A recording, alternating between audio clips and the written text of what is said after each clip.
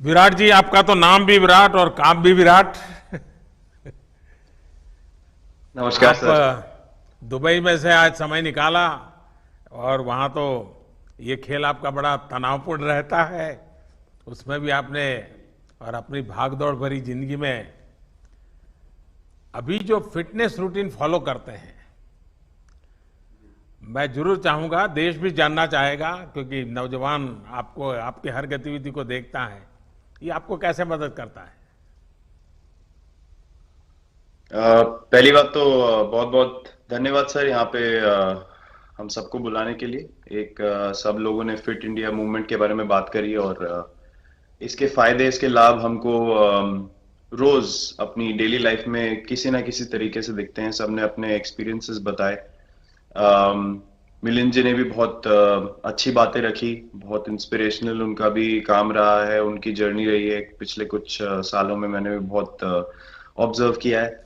और मेरे खुद के एक्सपीरियंस में सर एक ट्रांजिशन एक्सपीरियंस करने को मिला मुझे कि जिस जिस पीढ़ी में हम खेलना शुरू हुए और जो उस समय खेल की हमारी डिमांड्स थी, वो बहुत तेजी से बदली एक समय के बाद।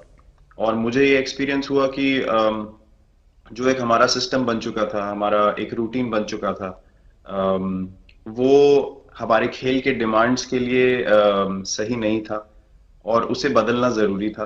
क्योंकि हमारा खेल बहुत तेजी से आगे बढ़ रहा था और मुझे ऐसा महसूस हुआ कि हम कुछ फिटनेस के पॉइंट ऑफ व्यू से पीछे छूट जा रहे थे। हमारी स्किल में कभी कोई प्रॉब्लम नहीं थी। तो एक स्वामी जी ने भी बात रखी, आपने भी बात करी, मिलिंद जी ने भी पहले बताया। एक जो सेल्फ रियलाइजेशन की बात है कि आपको खुद से रियलाइज हो कि मुझे क्या बदलना है अपने अंदर। तो मुझे वो एक समय पे खुद भी एक्सपीरियंस हुआ कि नहीं, फिटनेस जो है वो प्रायोरिटी होनी चाहिए। और अगर मैं आपको ऑनेस्टली बताऊं तो पहले खेल को अच्छा करने के लिए फिटनेस मैंने शुरू करी, लेकिन आज अगर प्रैक्टिस मिस भी हो जाए तो मुझे इतना खराब नहीं लगता। लेकिन अगर फिटनेस सेशन मेरा मिस हो जाए या एक्टिविटी मिस हो जाए तो मुझे ज्यादा खराब लगता है। तो इसके फायदे जो हैं तो सर वो सबसे पहले आपको ये जो नया मंत्र जगा, तो दिल्ली के छोले भटूरे का ही बहुत दुखता हुआ होगा। बहुत ज्यादा सर। मतलब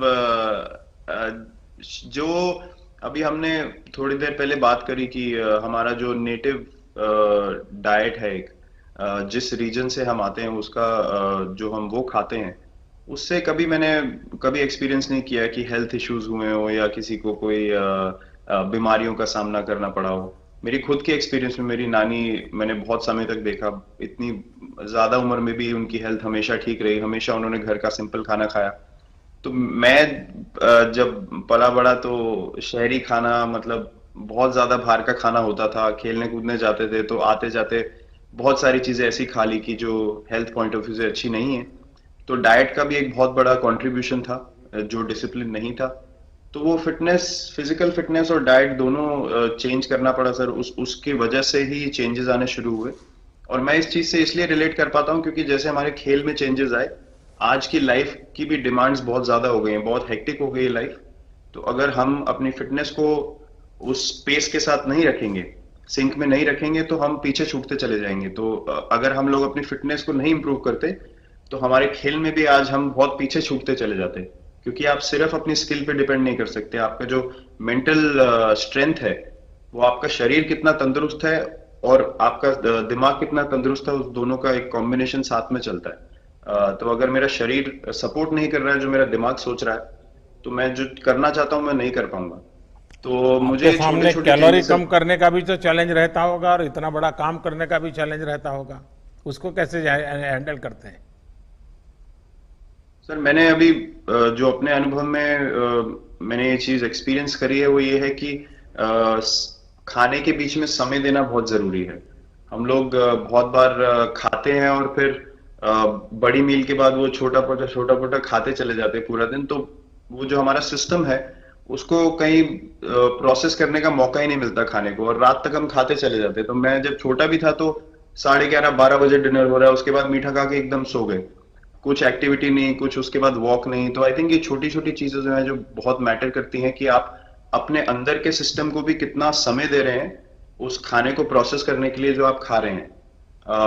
तो उसके लिए अवेयरनेस बहुत जरूरी है कि आप किस वजह से कर रहे हैं। आप अपने आप को ओवरऑल फिट रखने के लिए कर रहे हैं या फिर सिर्फ वेट लॉस के लिए कर रहे हैं, जैसे अभी रुजुता जी ने बोला। तो प्रायोरिटी बहुत जरूरी है अपने दिमाग में कि आप आपकी इंटेंशन ठीक होनी चाहिए, फिर अकॉर्डिंगली आपके रिजल्ट्स भी वैसे ही आएंगे बाहर। मैंने सुना है कि इन दिनों टीम के लिए एक योयो टेस्ट हो रहा है। क्या ये कैप्टन को भी ये योयो टेस्ट करवाना पड़ता है कि आपको छुट्टी होती है? और योयो टेस्ट होता क्या है? क्या क्या क्या करना पड़ता है?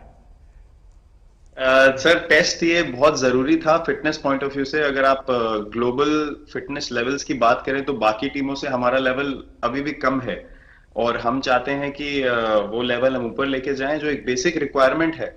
आज की डेट में हम लोग फोकस करते हैं कि जैसे T20 मैच हो गया या वनडे मैच हो गया, वो एक दिन में खत्म हो जाता है।